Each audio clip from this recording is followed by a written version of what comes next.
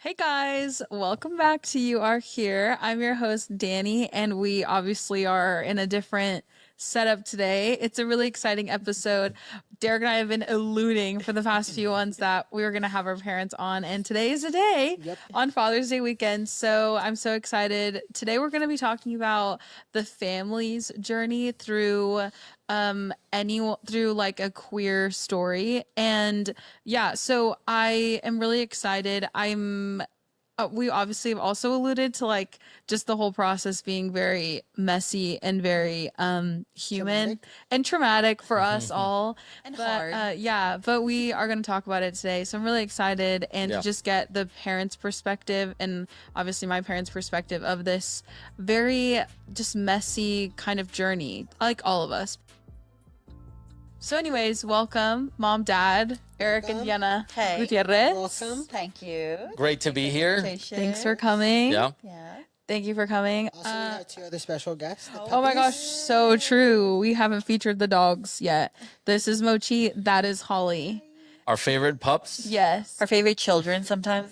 And despite the rumors, they do look different, okay? Because people are always like, how do you tell them apart? They look completely different. This is Mochi. She's a little shorter and she has like a white patch underneath her mouth. She has like a little beard. And then Holly is taller and doesn't have that. She has a white patch like on her chest instead. But they're very cute. And they'll probably just be like hanging out. Chilling. They love my mom and my dad Yes. a lot. So if you hear any mic bumps, it's probably them. Right. Okay, cool. Well, thanks so much for being here, guys, and Yes. joining and sharing our story. Well, the last time they were on was you guys did a marriage one.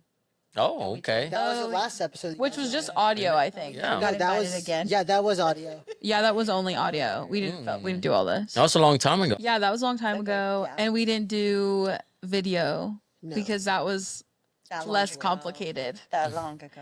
Now we got the studio lights. We have 3 different camera angles. A little like, and I have it. I recorded like the little setup. That is crazy. No, it really is. It looks crazy in here. But yeah. Anyways, so this episode, we really want to talk about the other side. We've focused a lot about like Derek's journey and also Yeah. like me as an individual just navigating it. But I really wanted to hear about your perspective. Obviously, we can get into the details of like actually him coming out and like what that was like for us.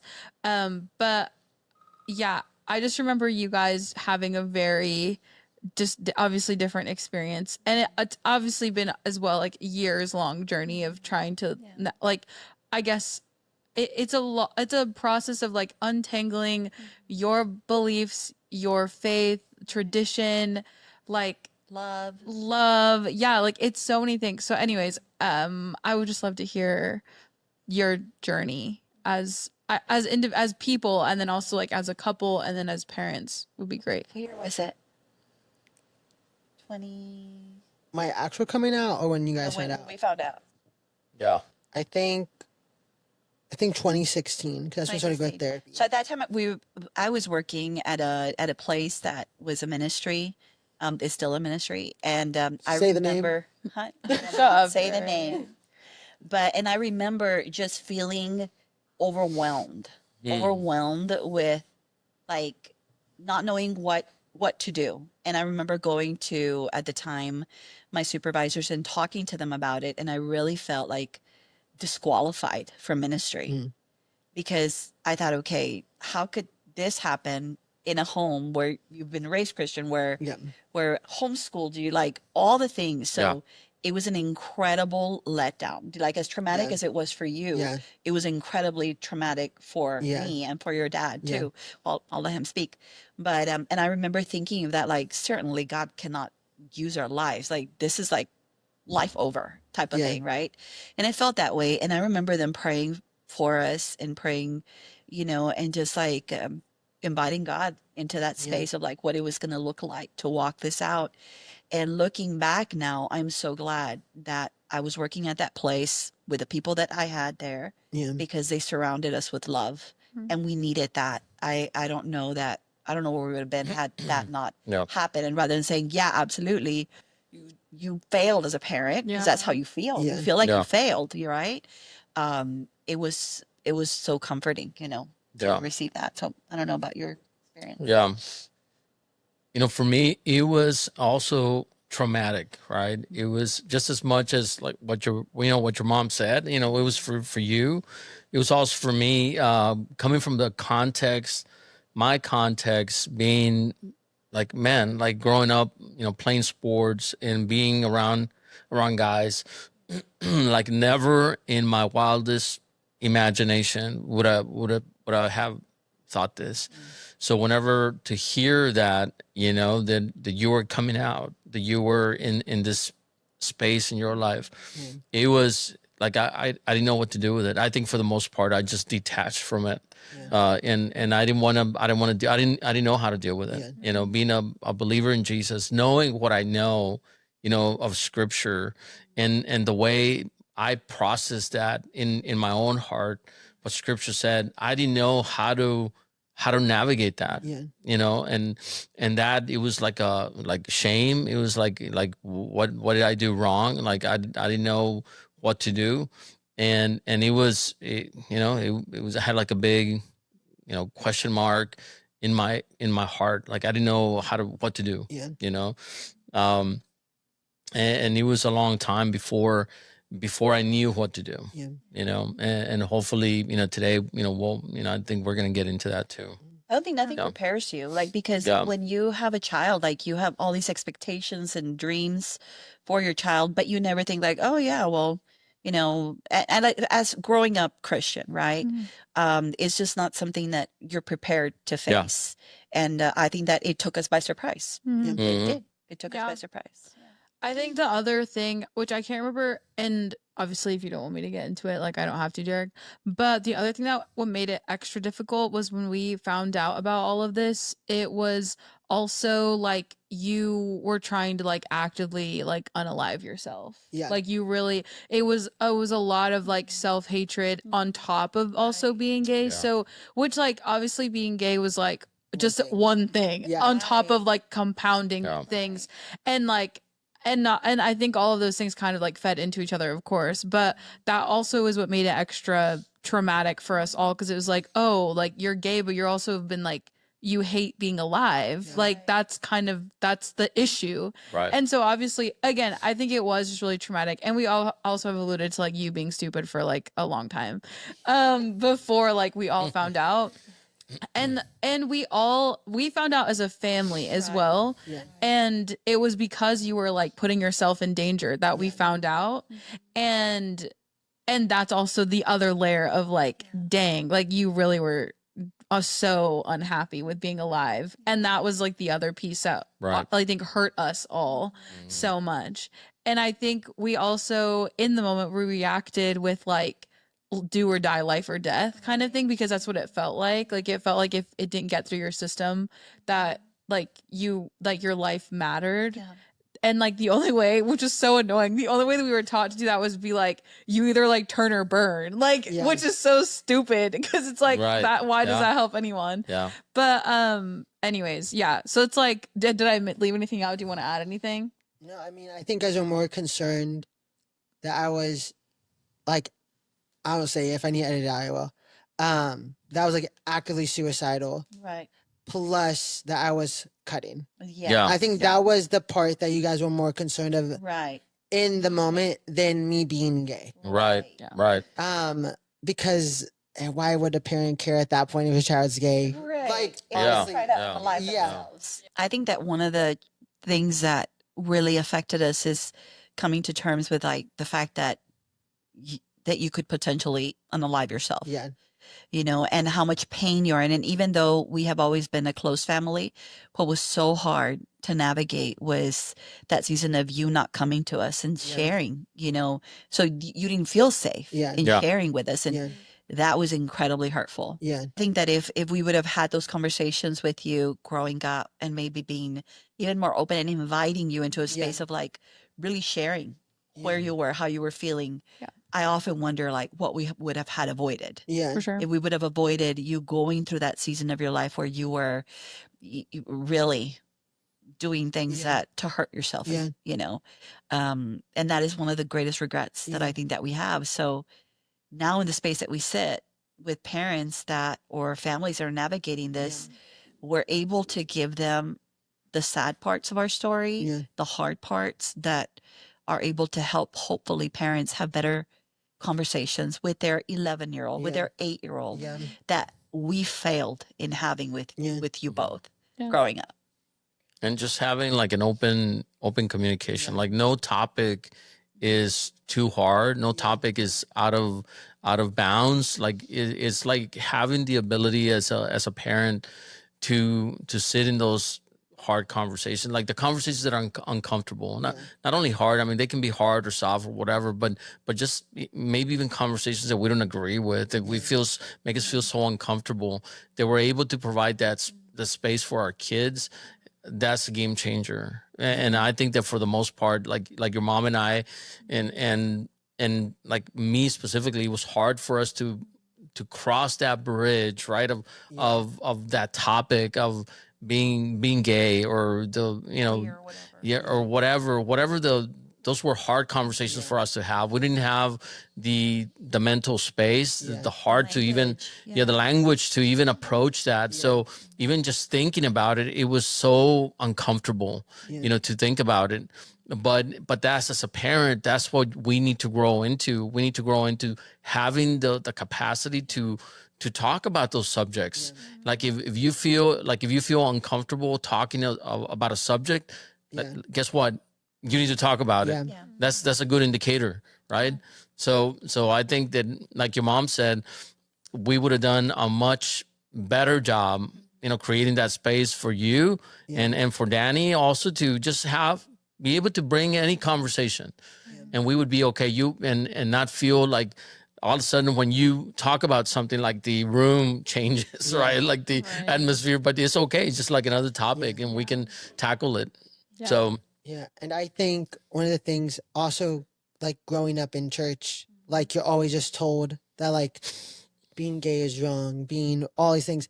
So then from like a freaking young age, like also gets like instilled in you.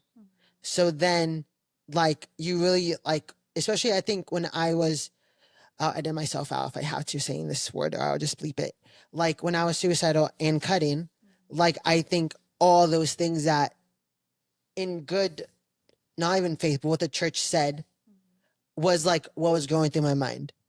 That was like, would I rather be gay and alive, or like a Christian and a Jesus follower and like me, him, than just like be gay?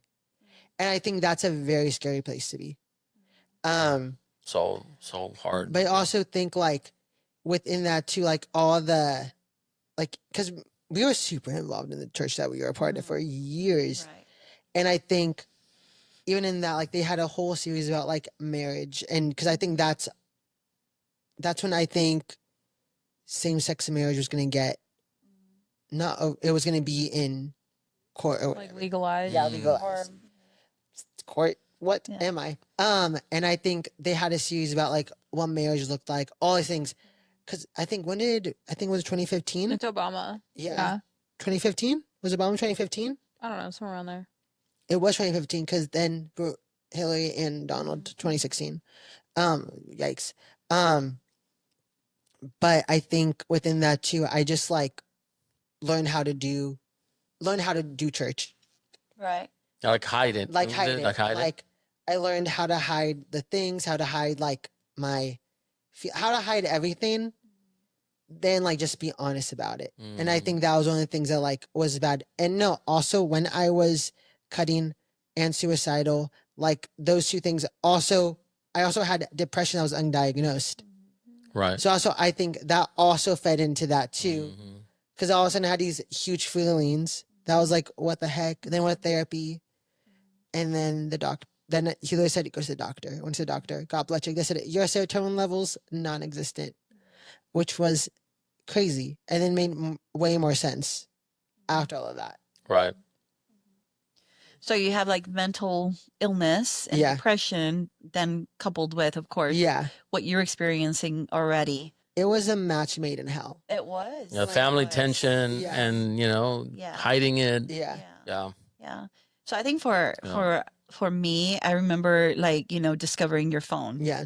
And finding things in there Yeah. that were, you know, and the thing is that we've always told you guys that like we're like we prayed for you guys, we dedicated, we did all the things that Christian parents do. I right? mean, we can say what it was. Yeah. Like, Well, yeah, but I'm gonna say, but you know, but this is something Yeah. that we've done, right? And I've always prayed like, Lord, whatever is hidden, uncover it. and I hate that prayer. I know you do because also- it always works. It always works, but also I think It was because I was awakened Yeah. at 2 a.m. yeah, Yeah. And it was like, go check his phone. And I never do that. Yeah. I just don't do that, right? Because we want to trust. our Also, kids. at this time, all the phones were in like one of the rooms that we have in the Right. house. It wasn't like she was coming into No, I was like, not going into the your bedroom. room. It was No. like That was in the yeah. open. It was Yeah. Yeah. so and it was just it was overwhelming Yeah. to see that. And I remember not sleeping at night and being confused, like so overwhelmed with what I had just found right on your phone. And I remember the instruction that I felt the Lord say, like, you're to love the hell out of him. Yeah. Yeah. And that has been what I hope that we've Yeah. done, you know. That's all an these instruction years. that changed it changed our life, everything. changed our perspective for sure. Yeah. Yeah. So that was something that I know that we had to navigate, you know, Yeah. all through the years of like, and I always go back to that. Yeah. Like, God, like what you asked of me is to love the hell out Yeah. of my son, Yeah. whatever that hell looks Yeah. like. Yeah. And that's what we've tried to do. But I think it was that was such a timely word from the Lord, because I think even at that time it was even hard for us to express love. yeah. In difficulty to see through our barriers as we grew up, and we were things that we learned as we grew up that were part of us, the very deep part of us. So it was even hard to cross that barrier and still express love. And that sounds so stupid now as I'm saying it, but it was that hard. Yeah. Well, it's Uh, we the- were angry and disappointed yes, and yes. grieving and like Yeah, all the that we emotions. needed to get that word. Like Yeah. if it wasn't for that word, it would have, I don't know what would have happened. Yeah. Yeah. But it was something that the Lord had to break through our heart for sure. That's really good. I would love for you guys to talk about on the parent and like how practically do you think that loving the hell out of your child, like how did that walk out? Because I think some people may hear that and just be like, oh, like make them straight. Let me You know what I all mean? the Yeah, Bibles yeah, in that's a there. good Yeah, like That's a oh, good like point. I'm just gonna like throw Leviticus in their face and like Right. hope All the God clobber Romans scriptures. real Yeah. quick. So No, like it's not how that. did you guys take that word, process it, and then actively turn that into to practical use? Yeah. Utilize it. I'll start with me. And I know your mom was much better and she'll speak to it. But for me, it was really, really hard to navigate this conversation. Right. So for me, it looked like this. It looked like having those conversations and be able to be in the room without feeling completely pissed off and disappointed, but in that moment asking the Lord for help to know how to love you, Yeah. right? And for the Lord to really change my heart and to change like the way I thought about this, so I could love you, right? And I don't think that if the Lord wouldn't have had done that work, like my heart would have been so cold and dark. But I see you with nothing but delight in my heart every time I see you. That's good. No matter what. Yeah, I do. And so, but it was the work of the Lord. You know? Yeah, for me, it was like I remember in this, and it almost makes me embarrassed to say this, but I'm going to say it anyways because I think that some parents have felt this way. Yeah. Like initially, it was like, Lord, take them, Yeah. take them. That's how hard it was. I'm gonna take it myself anyway. I know, but Right. it's that real. Yeah. Yeah. But it was like, if he is destined to a life in hell, take him now. Yeah. Like, I don't want to see him suffer. I Yeah. don't want to see him, you know, the worst fear comes to light of like, and name the disease, Yeah. you know, that was like, for me, that was so evident, you know, Yeah. initially, like, and it was, I know that it was now out of fear, Yeah. fear for what the future would look like. I couldn't even live in the present. Like Yeah. I was living, you know, 20 years down the lane, down the road. And that was really hard to Yeah. even like process. But I remember like feeling that, like, Yeah. God, like, take them and just be merciful. Yeah. And then it went to the place of like, Lord, I surrender. I Yeah. surrender this kid. You gave him to me. Yeah. You didn't make a mistake. Yeah. You made him in your image and your likeness, and he's yours. Yeah. Yeah. And I'm going to now do what you told me to do. I'm going to love the hell out of him. Yeah. And what it looks like, I may not understand, but you just told me to love him. Yeah. And I'm going to love him. Yeah. So in a practical way, I think that we placed boundaries there. Yeah. And we said, okay, these are things that we will not allow in our home. We Mm-hmm. do not want any of these things here. They don't belong in this space. We don't want them Yeah. here. Yeah. So that was one of the boundaries that I remember placing, Yeah. that we placed. Yeah, I remember having so going through this time also doesn't look like what Diana was saying, like just having like Right. like love, you know, however you picture it, right, as you hear that word. But it was very intense conversations, biblical conversations, scriptural conversations that we sat down and we talked about it, the disagreements, and we're still in disagreement in some of those things. Yeah. But we agree in one thing, Yes. Yeah. that you are loved Yeah. with all our heart. Yeah.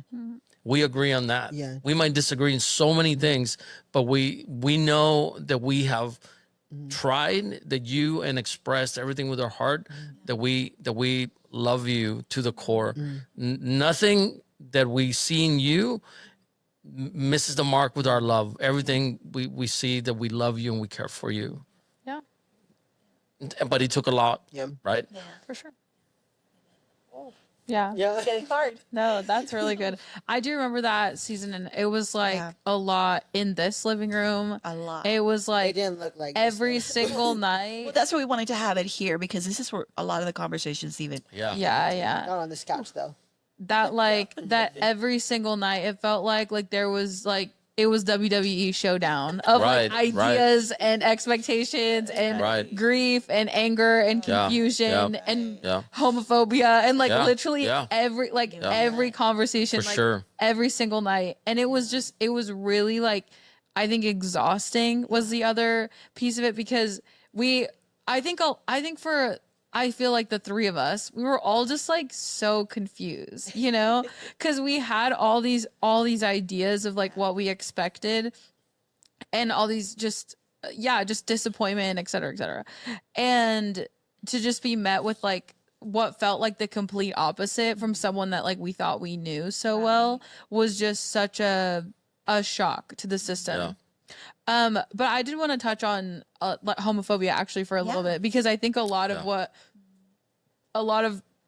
what we grew up, I guess, hearing was just really steeped in a lot of homophobia. And what I think is also very relevant right now is there's a lot of Christian artists, and most notably right now, Michael Tate from DC Talk and also Newsboys came out saying that obviously he has been struggling with same-sex attraction or is gay, whatever.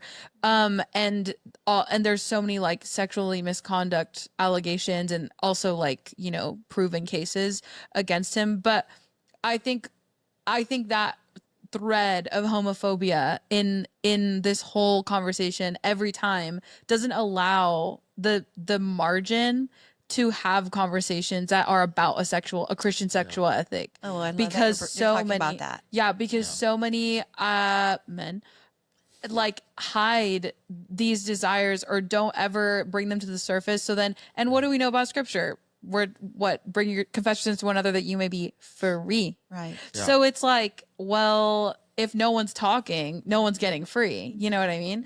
And so But there's a real fear in talking about this subject because it is so controversial. because of homophobia. Because, well, yeah. Yeah. But Yeah. it is so controversial because it seems that we have we have placed sins on the level of like, this is the worst sin that you could possibly commit. And then this one, lying, cheating, like them, those are like, soft sins, like white lies or whatever. And that really makes people hide because, you don't want to go and out yourself on what you are struggling with. And I think that has been one of the number one problems that in the church of men and women staying captive longer than they need to because there is no space for them to heal. Yeah. I mean, we've been in rooms where there have been conversations and the joke will be about, someone, a gay joke. Right. And I don't laugh. With ministry people, y'all. With pastors. I don't laugh. Right. You know what? It hurts. Yeah. It hurts incredibly because these are things that we flippantly talk about these things Right. without considering that there may be somebody in the room Yeah. that has a child that is walking through something difficult and it's sad. It's sad. And I think it's ignorance, and I think that that is something that if we are saying that anyone is welcome in our church, Let's mean it. let's mean it. And let's have a space at the table for anyone Yeah. to come. And when we as leaders say things like this, it's not a safe space. It's not. Yeah. You're right. Yeah. I think it's also easier to like when, hey, I'm just gonna say this.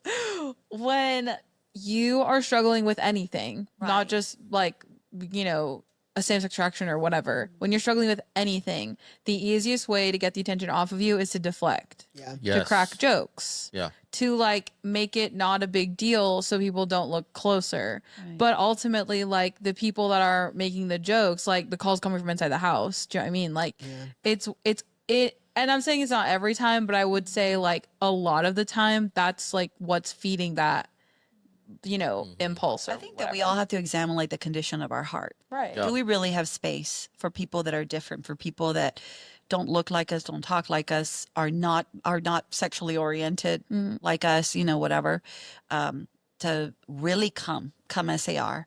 And the reality is that no, it's really challenging, because if you haven't worked on yourself and haven't really explored those areas, like, okay, why is it that I feel so uncomfortable meeting with, I'll just like someone that is a lesbian? Yeah. Well, it's probably something in me that there's a fear. There's something Yeah. that is there. Call it homophobia. That Call they might it be whatever. attracted to you. The Yeah. fear like, oh, what if she's attracted to?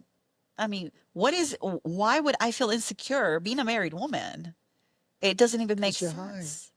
It doesn't even make sense, Yeah. right? Yeah. But it's a deeper issue. Yeah. Yeah. It's a deeper issue. And those are things that, I mean, hopefully this starts a conversation Yeah. that is open with families, with others, that helps people connect. Yeah. I think homophobia is what we had at the beginning when all this happened. We had that, and we in our hearts, like, we rejected that. Yeah. Right? We had no space for that. Our minds had no capacity to even think or contemplate someone coming into our family or someone being part of our family and experiencing that. Yeah. Right? Experiencing being gay. So for us, we didn't have the language. It became later until we had deep conversations. We had to struggle through our own barriers that we arrived at the point that, man, there's something here that we need to explore further, like in our hearts, right? It was nothing about, it was more about us than it was about you. It was more about the work of God in our hearts than you, right? Because if the Lord is calling us to welcome all people, however they come in, I think normally what happens is that we shift our eyesight and our priority to the sin that is happening in people. So that what you were saying, Danny, that deflects from the responsibility that we have before the Lord to welcome people and to say, man, I'm okay being close to you. Like, I'm okay being in proximity to you. Like, whatever you bring to the table does not bother me, does not even cause anything inside of me. Like, I want to hear your story. And I think that whenever the Lord does a work in us, that's the way we engage people.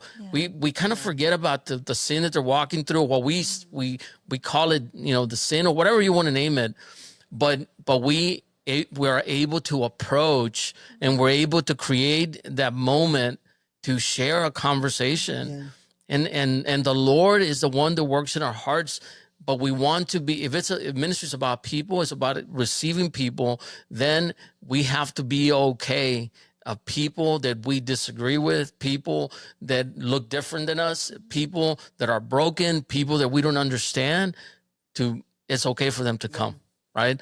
And but that is a work in progress, right? And I'm not saying that I'm there, that I've totally arrived there. There's a lot of things in my heart that I continue to work on, but I think that because of you, because of the son that you are, because what we had to experience, like the Lord opened like a door in our hearts that was never open. And I can see what the Lord was doing, right?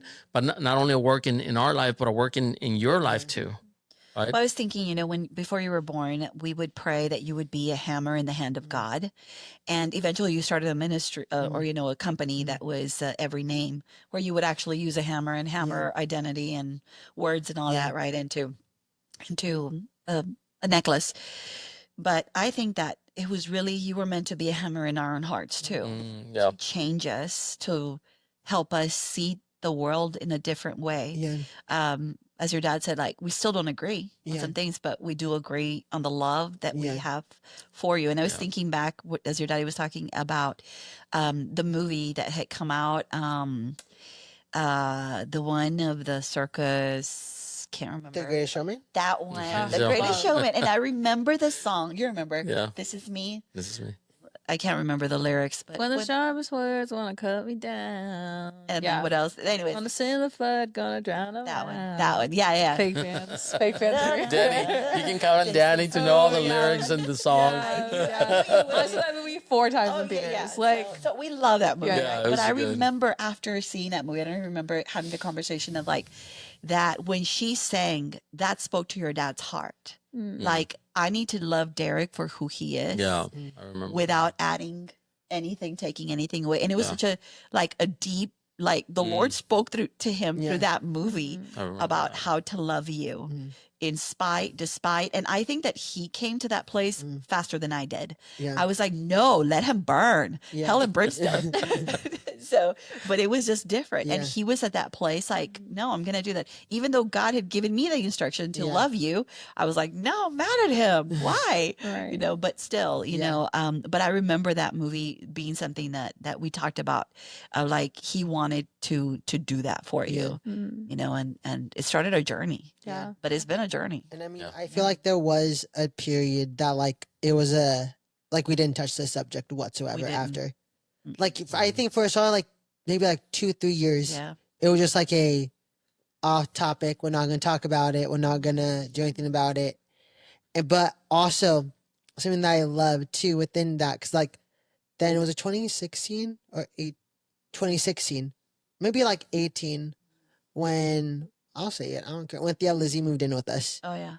And like I love Thea Lizzie so much, but I remember like when she took me out to like Oak Lawn, which is the gay neighborhood in Dallas, and like we went to like the aquarium for my birthday, all these things, and like we started talking. I'm like, I'm just so pissed at my parents right now, whatever.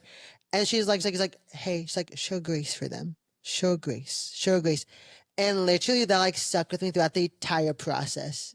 As you guys, Thank you, Lizzie. Love you, Liz. Love you. She real one. but like she was like, show grace, show grace Yeah. for them, show grace, and I was like, no, what the?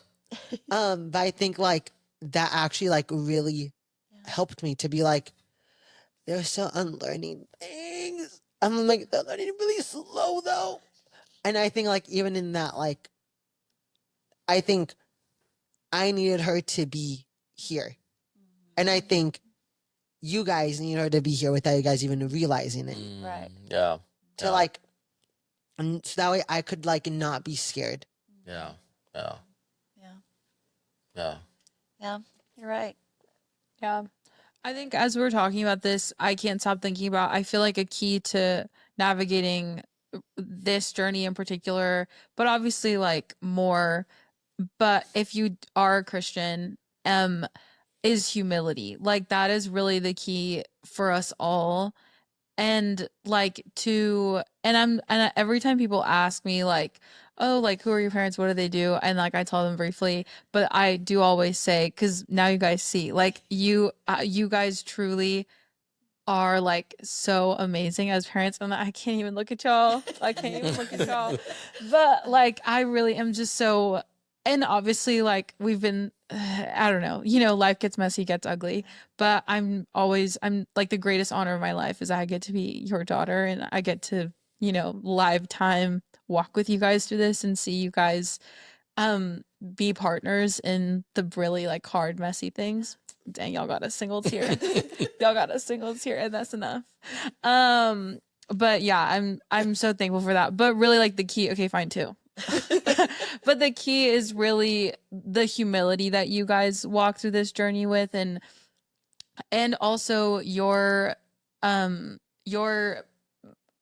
being so grounded in the fact that your goal was to never lose us as people, but also like as your children, like you decided that that was not going to happen. And I think that is a very, because I've obviously watched other families navigate this or heard other stories where the family is absolutely just like stonewall, cold face, like get out, Yeah. and they lose their child, they lose this relationship. And I also think it's a very common story in the gay community as Right. well, just in Right. general. But and it's like that lack of humility as well. And a lot of time it is families that identify as Christians, Right. who are the ones shunning their own children. And that's the hardest thing to bear, to Yes. see Yeah. that Yeah. where parents have lost communication and have just Yeah. divorced their kids, Yeah. and I was thinking about this pod because I was thinking of, this is like our coming out story Fair. because we've never shared it publicly. Yeah. Oh. You know, Like Yeah. people know our story People- because we've talked, personally, person to but person, not never in a format like publicly. this. We've Yeah. never done it publicly. And I was thinking like, what would I want for the takeaway to be, for Yeah. anyone?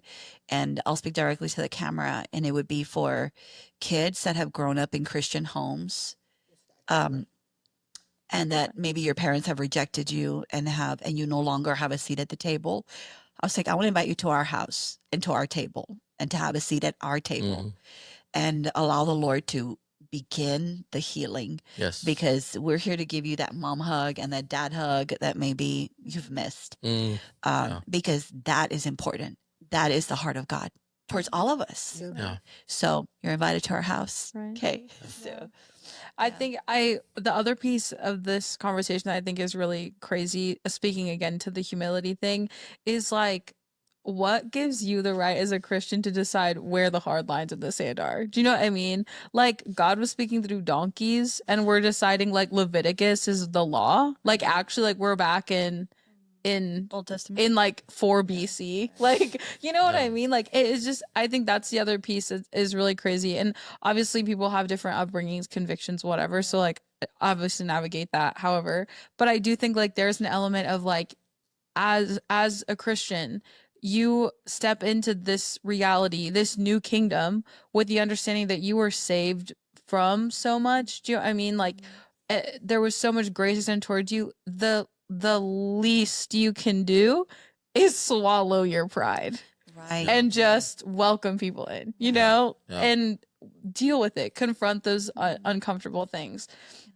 Well, yeah, I But- think that sitting in that Yeah. space of being uncomfortable is really, really hard for Christians because you're navigating your faith. Nobody likes the gray, Huh? Nobody. The and it is gray, the yes. gray. When your mom said that, I thought about that. You said Yeah. it. and I love the gray. Yeah, well, and the gray is gonna be the gray. Like it's That's life. unavoidable. That Yeah. is life. I know. So being in this space of like, like, what do you do? As a parent, I think that not losing that relationship with your child is the most important.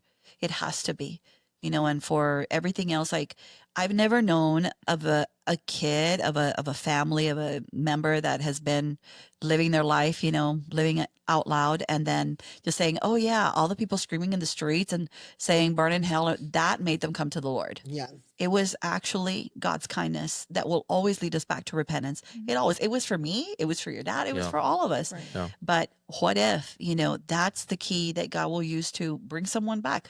God can do the work by himself. He can reveal hell to whomever. Yeah. and make them turn like that. Yeah. Quit drinking like that. You know, one dream, one accident, whatever, Yeah. right? So I don't think that that's a space that we should sit in Yeah. the judgment seat. And I think that we do it because it's easy. It's easy to read words from scripture, from the holy scriptures, right? And very easy to implement and to say this is law, like this is the way it's supposed to be. But even the scripture says that the letter kills, but the spirit gives life. And I think that a lot of times we miss that because the law is so easy, right? You read it and then you just kind of like apply it, and then you enforce it, and it's easy then to open a space in your heart to welcome those that are in the fringes. You know, I was reading before getting on the pod, I was reading about what one of the parables that Jesus talked about, the one that goes after the one sheep. But I think that also applies to ideologies, right? And thought process. Those that are, can you picture this, that the Lord would give us the heart and the love that extends past for those people that are in the fringes, people that believe crazy things, but that our love and our heart would extend to them.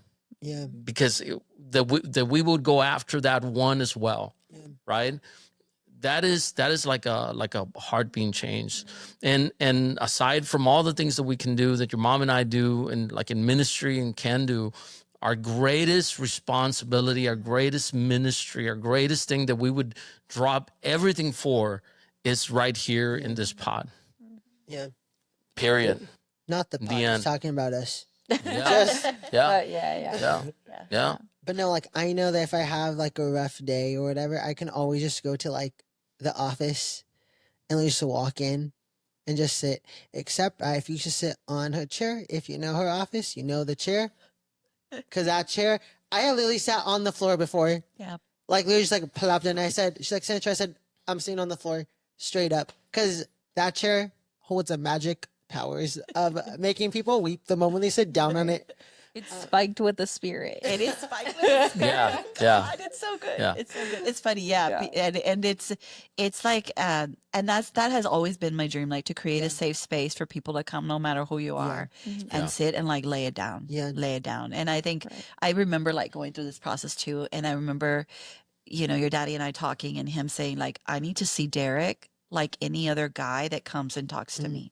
Because if I see him as my son, like it really, really hurts. I need to see him as just another person coming in, and then the level of also the love that I have for him, then adding that to that. Yeah. But initially, that's the way he had to see you. He had to almost like separate both, Yeah. so it would not get so personal, and it was because he was working through all the emotions that came with it. And the question was, how can I welcome men that come to me with, and I welcome them with open arms. I have conversations Ex-cons and all with sorts no of crazy judgment, things. and crazy sexual past craziness. Yeah. And I have nothing but love. But for you, I had a hard time doing that.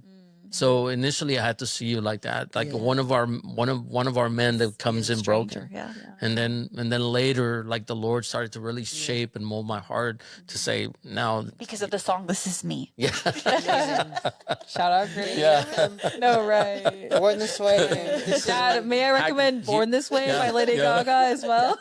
No, that one. no, not that one. Yeah, okay, not that one. No, that is really, really good. I think is again, I think another like thing as I'm hearing us process this now is that I think whenever you're like a child comes out or like a friend, whatever, whoever it is, I think there is like some type of thing that happens where you now have two realities of the person that you thought you knew, right? Of what they're telling you, like this is who like this is me being completely honest with you of like what I've been facing, like my true self, however you want to say or they frame it. Like they're coming to you with that, but you're like, but I don't know that person. Like there has to be this like piece where, and I think that's actually a great tool actually. Like if you are trying to navigate that and like seeing them as just any other person that maybe had no significant like point to you, like they're just a stranger or like your barista, like whoever that you would be nice to on anyways, and then like just wait, like I guess not waiting, but eventually like your relationship you can bring those two pieces together. But there is that piece of like, they it feels- detachment. You yeah, almost have to detach Yeah. Right. to be able to like even function and like get to know this person that is now showed up, you know, explaining, expressing whatever it is that they want to express. So Yeah. I There's think a that was really good song that I think like perfectly encompasses, Mm-hmm. and it's called Confrontations. I forgot the artist, but I have it on my phone, but my phone's recording. Mhm. But that song, literally, I heard it. It was on TikTok. TikTok gets me on the shop and songs. And I heard it, and literally just like perfectly, like you're like, yep, exactly. And the of course, like now my life is a series of confrontation between myself and the ones I was faking. Oh. Like that song, like I heard it and I said, oh my god. And like it hit. This was like like 2023. Wow. I heard it and I was like, ow, that hurt. But also it's so true. Like that song, phenomenal. But also like, yeah, I think that like perfectly like encompasses Yeah, the so thing. true. Years ago, we sat with someone that we love a lot, you know, a pastor that is older than us and that also was in ministry that had a son and that had come out, you know, and we asked him for advice. We just asked him, remember that conversation with him and what he told us? You want to Yeah. share a little bit of what he said? He expressed a lot of regret, a lot of regret for the way he treated his son. And he said if he could do it all over again, he would have just loved him, prefer him Over the over church. over church, over ministry, Yeah. over the people, and sit with him Mm. and talk to him. And he said, I did it all wrong. That was so hard. And we're after looking so at a many man years. that is in his 80s now Yeah. Yeah. that had Yeah. one of the biggest regrets in his life. Great ministry, huge ministry. Would have loved to change that. When I remember though, I think right after that conversation that you had, we went to maybe like a week or two after. We went to right now. I got a latte, and I think we just went out just to go out. Mhm. It was one of those like we're gonna go out, but like it was But not talk about anything. no. We're gonna go out I silently. think Dad wanted to was talk about it. intentional. Yeah, okay. yeah. I was Okay. He needed. at that point. I wanted to talk. He wanted Yeah, to talk, but he needed a way in. Yeah, That way yeah. we could go. Right, right. Yeah. So we went to a rhino, and I remember we sat in like a little corner or whatever.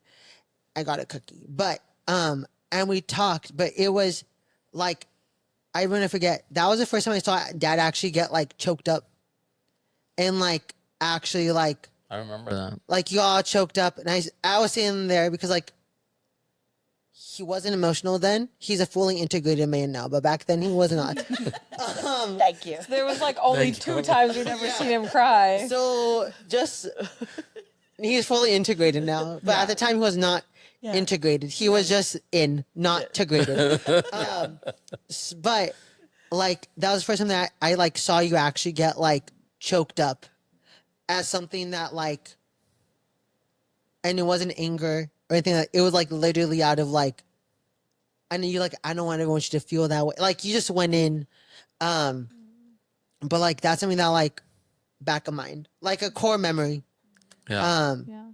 But like I think that was something that also I think helped restore the relationship as well. Yes. Because I think as we talked about, like there was like all these things. Also, again, we didn't talk about it for like years, Mm-hmm. and then we talked about it, and it was always like a WWE fight at that point. And then I like slowly started to have these conversations, like everything started to like become a sort. So I was also like, it's a process. It It is a process. Like it's on both ends, not just on one end, right, but on right. both ends. Because I think you both have to grieve Yeah. Right. in different ways. Right. Right. Like it took me, That's so good, Derek. like yeah. a few years to come out, but I was already knew that I was gay for years. Right. All of a sudden, for you guys, it was like a slap in the face. But I've been processing this for like years at this point. Yep. Hey, what's up with that timer? And the laundry. Dad's on his chore game.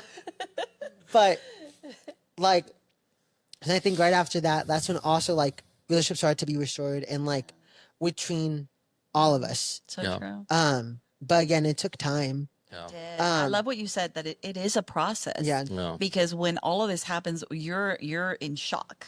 Yeah. Yeah. And you're grieving and all those things, and it's like the stages of grief are such, Yeah. and you go through them as a parent, Yeah. but you also go through them, you've been going through it. Yeah. Like, you just let us in on your secret. Yeah. So you had been processing all these years, Yeah. but for us it was like a bomb. Yeah. Yeah. But yeah, I also think like when you said about love, literally my thing when you said that, I literally thought I said, if like your theology is not wrapped up in love and you don't know how to love somebody properly, like revisit who Jesus is. Yeah. Like, because at the end of the day, it's not everything else that leads to repentance or even would bring somebody back to Jesus. Like, it's literally like the love. Mm-hmm. Like, do you have love? Do you have that fruit of the Spirit? Yeah. Because if you don't, Well, Yeah. there's the other fruits too. Do you know them all? the fruit of the Spirit, Uh-huh. love, joy, peace, patience, kindness, gentleness. Self-control. Uh-huh. Okay. Was it all of them? I feel like Yeah. I missed one. Yeah. There's, I think you said them all. yeah. But all of those need to be operating in us Yeah. first, because that's the only way that we get through Yeah. this. And I know that we didn't have the patience part Yeah. for sure. Yeah. Yeah. We didn't have the long suffering, Yeah. for sure. But those are things that God, even in us as parents, Yeah. develops that in this Yeah. process that is grueling, that is difficult. I don't think we wanted some of those in the process either. Yeah, that's We're like, true. take it back, Lord. Yeah. Yeah. Okay, Derek, he's something so great. And he talked about how throughout this whole time, whenever God spoke to him, it was always about like the way he was viewing himself, or like it was God trying to correct like him not thinking rightly about God, and then also like in turn about himself. And it was God trying to like, renew his mind in that Right. way. Right. But it was never about his sexuality. And that's so interesting, because even as you guys are talking about how God spoke to you, God never did he ever say anything about like make Derek straight. No. Never. Derek No. shouldn't be No. gay. Like No. same. No. Like I never got that word. Yeah. But I just think it's really, I just think that's so beautiful of God to just Yeah. always want to correct like our mind and renew our mind. That's really, and then in turn, obviously, give us a new heart and transform that. But I just think that is so cool as well, that it was always, but it's actually in this whole journey for each of us, it was always about our heart Yeah. Yes. every Yes. single time. That's so good. And that's a journey that I think every person has to take. Right. When you're coming to a place of accepting what is happening and all that, and pray and doing all the things that you need to do as a parent, right? That, okay, the position of my heart, God, is it surrendered to you? Am I displaying this in my life so my son, my daughter, the people around me can see this? Can it be evident? Yeah. And I think for a season it wasn't evident in our life. Yeah. It was about like what people will say. Yeah. We'll go there, right? Yeah, for sure. The disappointment, that we felt, and it was all so much about us. But little did we think like how this was affecting you, what the process had been for you, how many times you have maybe prayed this away, Yeah. and there was no answer. The struggles, so much so to even thinking of unaliving yourself, and that is what like ultimately got to our heart and crushed it. I'm like, no, this can't be. Yeah. Like, how can it be that you're our son and we're not paying attention to you? Yeah. Right? Like, forget about anything else. Just like you, like we're not hearing your concerns. We're not hearing your pain. Like where all that's coming from, and that hurt even more. Like, how can we be parents and not even pay attention to the pain, right? And that was definitely a journey, that the Lord was taking us through, for sure. Yeah. I also think about like I think a lot of times as well in church we're taught that like salvation is a one-time thing, right? That like you say the prayer in church, you get saved, whatever. But really salvation, like the initial thing, like getting the revelation of God's grace, accepting Jesus into your heart, that is, yes, like in a lot of ways that is a one-time thing. Maybe you have to rededicate it or whatever, but like either way, like that's a one-time thing. Yeah. However, the process of salvation and renewing your mind, of being sanctified, like there's still a journey on this side Yeah. of heaven. Yeah. And that's the other piece of like pledging your allegiance to Jesus is you're now pledging your allegiance to a different kingdom. Like you are agreeing to being translated into light, right? Sanctification is a process. Right. And that is one that, I mean, you'll get there when you die, you know, and that's it. Like there's no more process that stops there, right? And I think that we get so caught up in like we have to see this behavior stop so then you can be a part of this. Right. And That's the so reality good. is that no, it's not. Right. We would fire all the pastors Yeah. Yeah. for sinning daily. Yep. You know? Yeah. Bad thoughts, all the different things that the sin that we hello. Yeah. And I think that making some categories of sin and some categories people groups and saying, well, Acceptable. acceptable, not yeah. acceptable, all Yeah. of these different things, we have to stop. Negotiable. Yeah, we have to stop, you know. Yeah. Yeah. It doesn't help anyone. No, I agree with that. And I think that it isolates also parents that are going through this process because parents don't want to out their children. Parents don't want to out themselves. Like they don't even know what to do. Yeah. And I can think of so many different families that I've sat with because of our unique journey, you know, and I've always asked Derek, is it okay if I share your story? You know, and he's always said, yes, of course, Mom, you know. And as we sat with parents and them feeling like, wow, I can finally talk to someone about this because there's no one helping families navigating this. It's so messy. It's so murky, you know, like you have two groups. You have the ones of like, oh, disown them, you know, and then you have those of like, you have too much grace, you know, and it's like, where do you fit in the middle of this? It's like, and where were you with this too much grace? Right. I know. Yeah, but like you know what I mean? Yeah, you know, so yeah, it's yeah. like two different, and it's like, oh my gosh, like where do you stand? And when you don't have anyone that has gone before you, and I was like, Lord, you know, if it's gonna be us, we'll go first. Yeah. We'll do this, you know, and in going back to our story of the pastor that sat with us and just talked about his journey and what that was like and how it impacted our hearts, and so much so that then your dad went out with you, you know.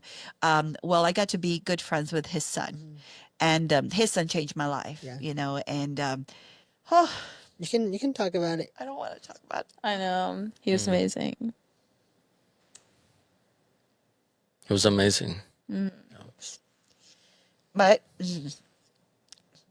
He was probably like one of your closest he friends was for years he and was years. he was a safe place for both of our hearts. Yeah. And he taught us how to love, through it all. He taught us a compassion that is different, and he changed our lives, you know. And I like this up. I know. I think when you talk about like the love of the Lord, like he embodied the love of the Lord, Yeah. like the love of Jesus, he embodied it. After going through so much pain, so much like literally trauma from his life, from his experience with church, with, you know, like religion in a way, but also him coming through the journey of experiencing like the true love of Jesus. That was life changer. And whenever you would talk to him, that's what you wouldn't get the bitterness. You wouldn't get any. You would get like the love, the Like transformation. you would have never known that he went through all of that Right. trauma in church hurt. Yeah. And- like never. And he lived with some consequences of his choices, and he knew that. He knew that from his life. But the love in his heart, you couldn't change it. You could feel it in the conversations. Yeah. You know, I would rather was have 20 awesome. friends like him that was awesome. than Right. Yeah. people that are fake. Yeah. Yeah. Absolutely. But he graduated to heaven. It's been it's gonna be 2 years. Yeah. And and I would see Jesus in him. Mm-hmm. So did Jesus take away his desires? No, you know. Yeah. But he decided to live for the Lord Yeah. to the very last breath, and that's what he did. So He did it well. Yeah. Yeah. So good. Derek and I talked about like last week about just the idea that I think there are some things like so like when Jacob and Israel or when Jacob became Israel and he wrestled with God left him with a limp. And I was like, why didn't he just heal him? right. Right? Why not 3 days? He could have been good with a limp. Yeah. And it's like, I think there are some things that God leaves us with a limp. And if you have like a disability like that, you have to make accommodations for it, right? You can't walk as long. You got to take ramps, whatever.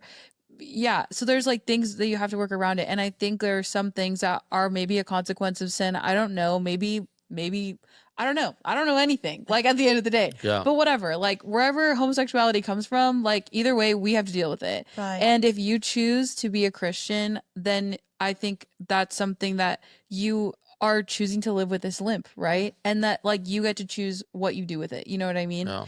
And that's kind of like, and I think obviously it can be applied to so many other things, like, you know, not just this, but I think what I think he exemplified in his life, Mark specifically, is just that he was just so aware of this limp in his life, and instead of it him using being like, God like isn't letting me have a regular marriage, God isn't letting me have a normal life, God is like being mad at church, being mad at all those things, it was like, no, I get to actually, because of this, I understand so many more people, and I get to like use this as a way to tell people about how much Jesus loves them. Exactly. And there was no bitterness or anger there.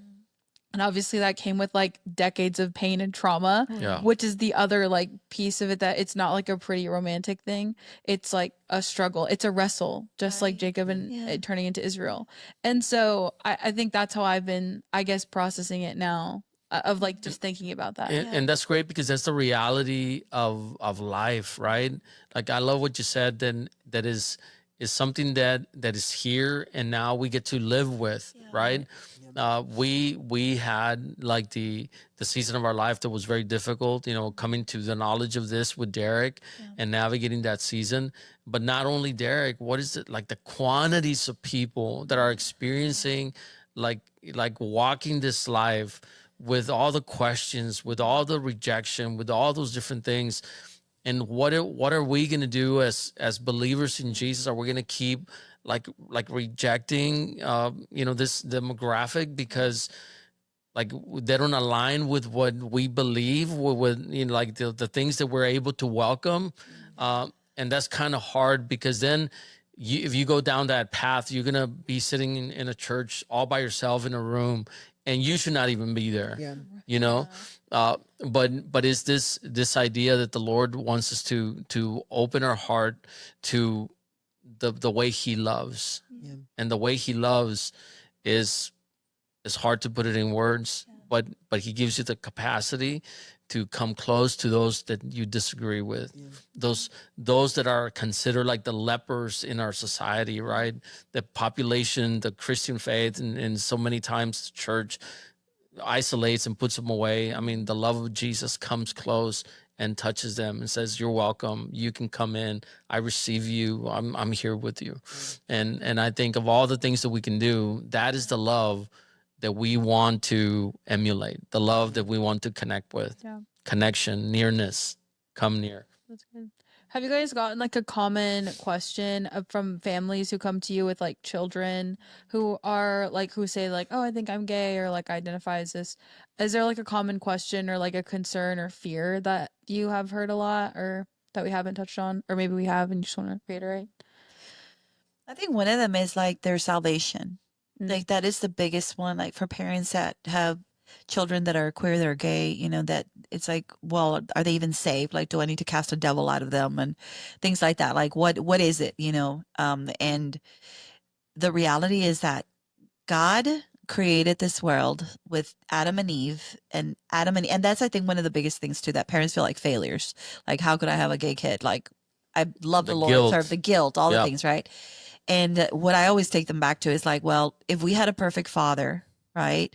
And he had two kids that he made, that he gave a garden to and put on this earth, and they failed, who are we? Like, the God has given us free will. Right. Yeah.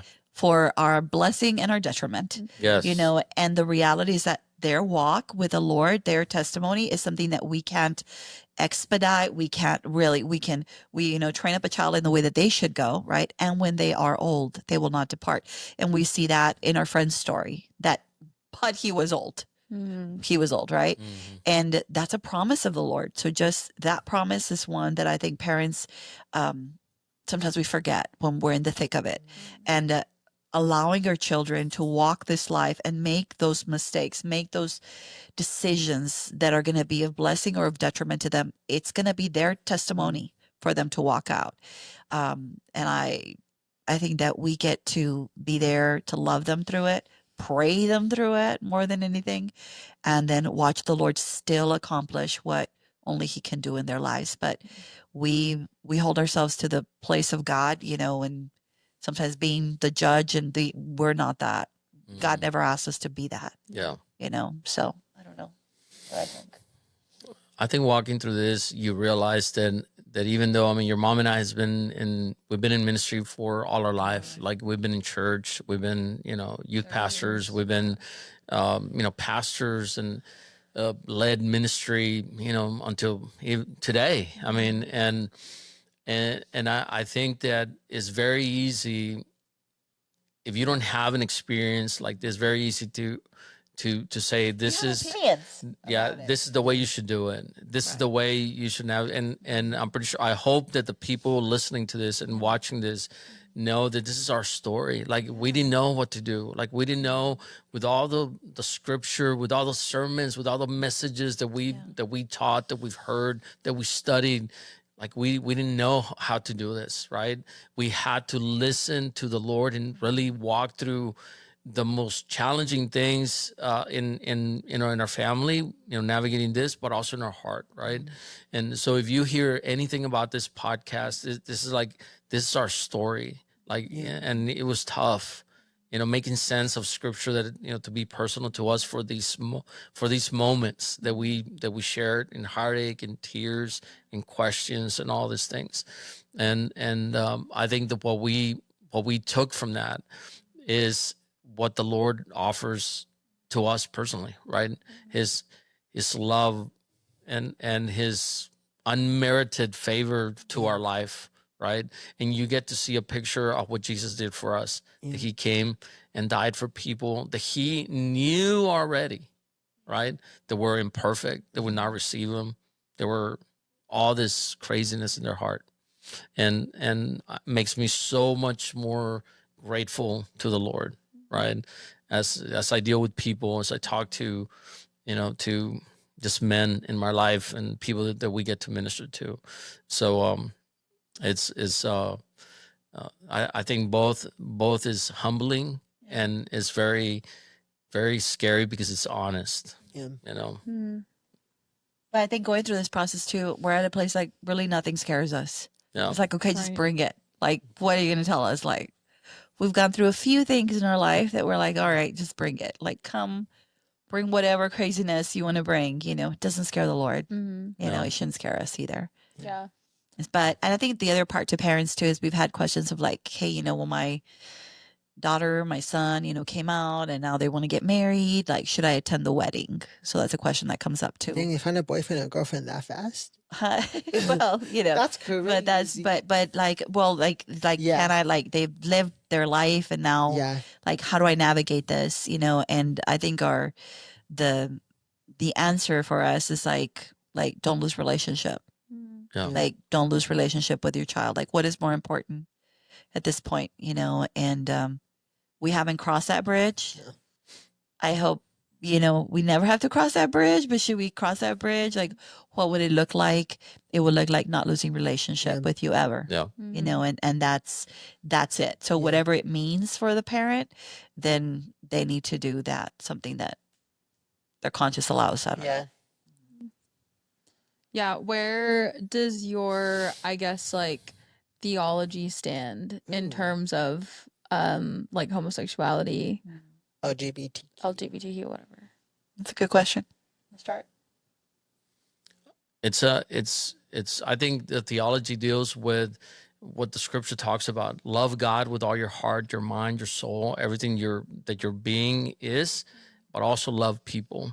And at the core is loving people, because we're so easy to deal to deal with the things that we can see that are very evident, and we prioritize that over people, and we discard people, and we prioritize the things that we don't feel very good about, that they carry, right?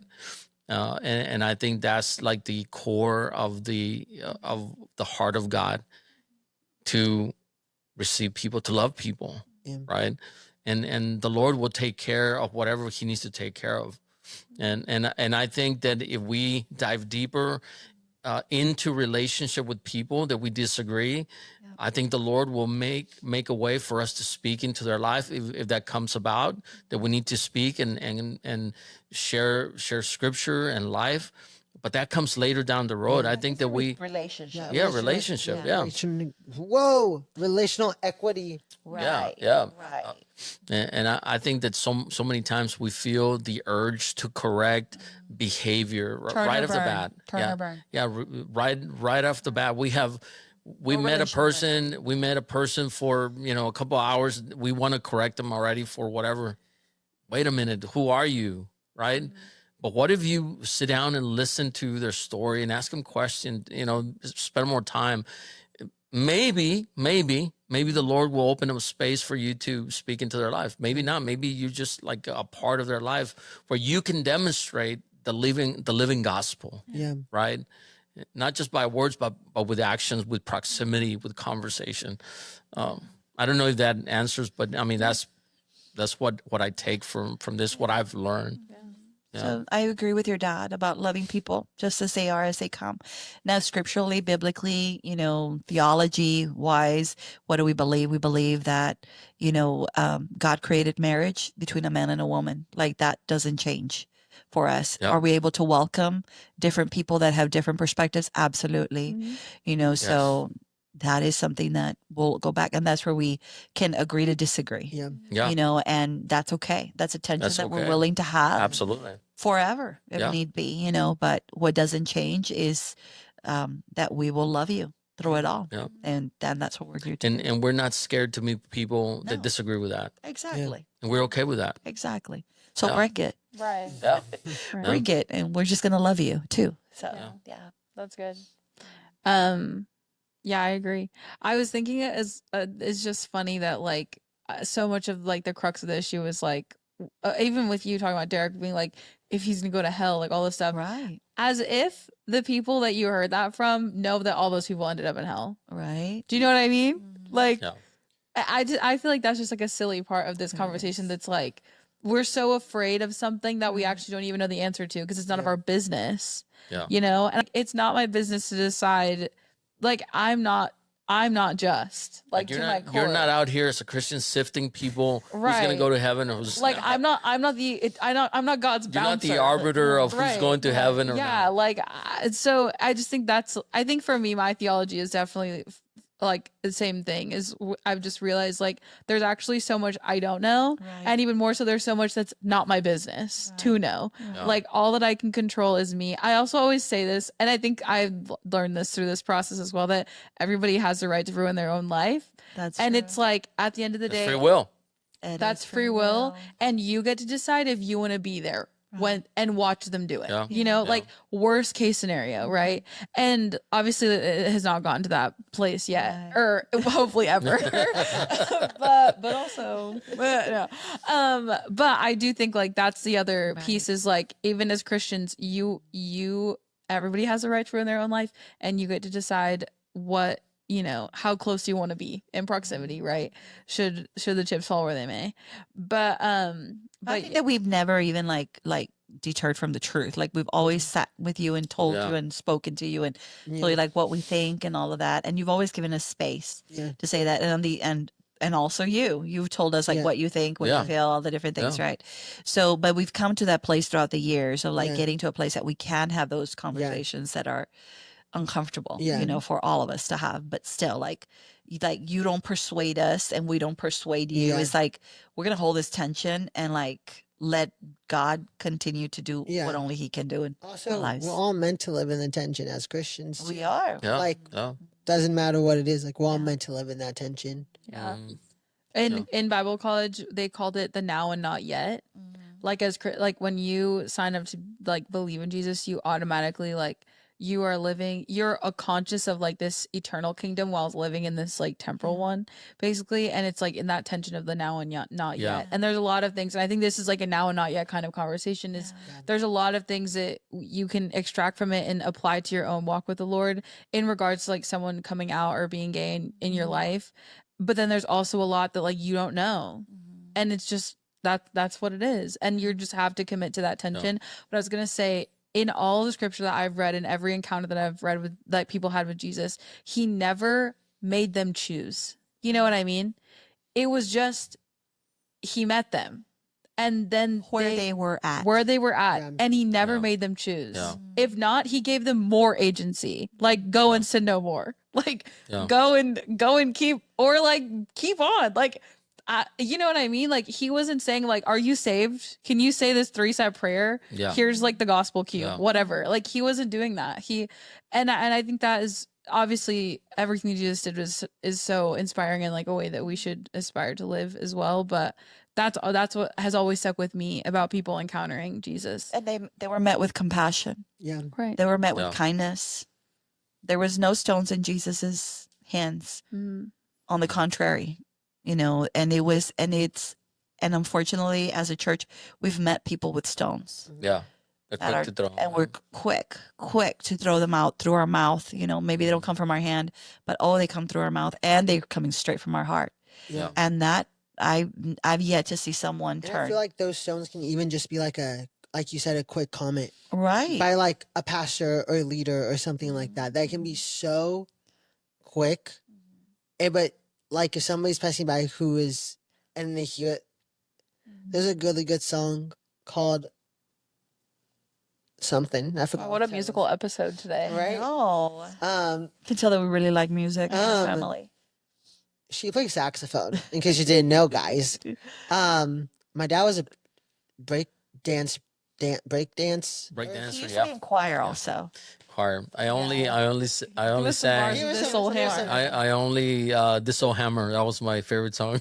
Take it away. This old hammer, Little John Henry. Henry. That was a baritone. Insane song to make middle I know. schoolers sing. I know. Anyway. Anyways, We digress. But but I took. what'd you do? Yeah. Sorry, Miss Bettis, if you're hearing this. I took choir because It was football, ECA. ECA. Oh. Right. Band was not an ECA, just saying. It wasn't. But no, the chorus is always sinners throwing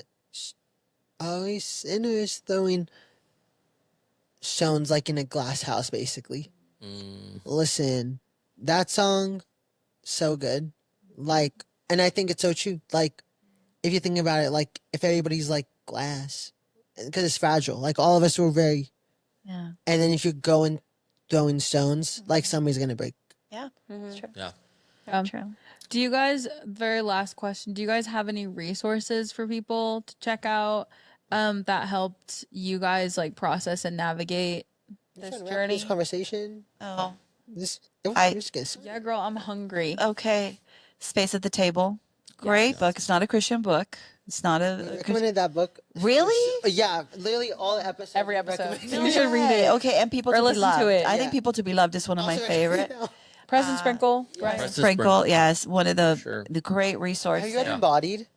I started reading Embodied too. I know Dr. Julie Slattery. Slatterly. Slattery. Slattery. She Yeah. has a really good book too on this. And I can't remember the name. We'll Yeah. maybe put them in the Give it bottom. to Yeah. But having conversations with someone that can understand is healing for parents, but also for anyone that is kind of in this space of processing this, you know. So I don't know. Yeah. Yeah. I think yeah, I was about to say you should recommend that book for fathers, for men. Yeah, I think for guys is we don't have the language to recognize when our kids or even our spouse is navigating difficult emotional times that are challenging, and to get to that point, we need to deal with some of our wounds as men, right? And it could be trauma from our past. It can be just hard times that we discarded as we're growing into being men and taking care of hard times that really created hurt in our heart, that we just said, okay, you know, I'm a man, I just deal with it, I'm okay. And over time we find out that we're not okay. And so we need to go back and and deal with those wounds. And those wounds are going to give us the tools to be able to navigate hard times, right? I think John Elridge in the book Wild at Heart, he does a great job going through the different parts of being a masculine man and to come to life with our strength, the strength that the Lord created us is unique and is awesome because it's a design from God. But we need to learn how to understand it, right? And how to be healthy men. I think that book, he does a real good job helping us understand our masculine strength and how to offer it to others, right? Not for our own sake, to be strong, to be disregard our emotions, to disregard hard, difficult times, but to bring it forth in hard whenever it's needed, in critical conversations, in moments that our kids need it, our spouse needs it, our friends needs it, people that are broken, people that come from places where we disagree. That's a good place to bring our strength, right? But we need to do some work through that, and I think that he does a great job. Wild at Heart. Every time I read it, it's like the Lord tears into my heart into pieces that I still need, like healing for my heart, and I can come up and be a better man, a better masculine man. For the things that I get to do. That's awesome. Sorry. Rethinking Sexuality was the book that I was thinking about. Julie by Slattery. Dr. Julie. There is a other one. What's the Andy Stanley resources? Those are really cool. Yeah, we'll find But them. can you speak to those? I can't remember what. Yeah, I can't remember. I know that they started an almost like a group for families navigating same-sex attraction, LGBTQ, and that community is one that is really strong in that church, and that is amazing that there is something there. And don't they have like videos online? Some I like believe they do. very little videos or something like that. I don't know. I don't know. I don't know enough, But I know that's a great. but that would be a great for resource sure. too. So maybe we can put it in the comments. Yeah, Yeah, but really want to open our life. I mean, hello, you came to our living room and sat here with us and that's true. listened to our story. So, inviting into conversations like this, we're always willing to have them and help families navigating this too. Yeah, absolutely. You were definitely in our living room Yeah. having this family conversation. For sure. So good. Yeah. Thank you for being with us and listening. Go Come ahead. back next week for another episode. We could. We could. No, but thank you guys so much We love you, for Derek. sharing. Danny. Derek, do you have anything else to say? I kind of. Yeah. Oh, Eric? no, she's being a little jerk. She's hungry. Oh, Me? No. I mean, what else did we talk about? Nothing. Okay. But I feel you. like- And anything else? What is your last thoughts about this pod, Derek, with us? This is great. Part 2? you know what I was thinking that June, because I know for some, and I know for me personally, and also some other people that I know, this is a hard month for them. And the way that I've reframed this month is like God's promises are everlasting. And that's the way that I celebrate June now. That even though, it's hard as a parent navigating this month, for some, it's still like, no, God, you have our kid, you have our son, you love him, and it's your time with him. So I wave that flag high, but I count it as a promise. God gave you to us as a promise from him. Yes. And that's how I see it, period. So Yeah. that's how I want to end it. Well, I think she ended the video, guys.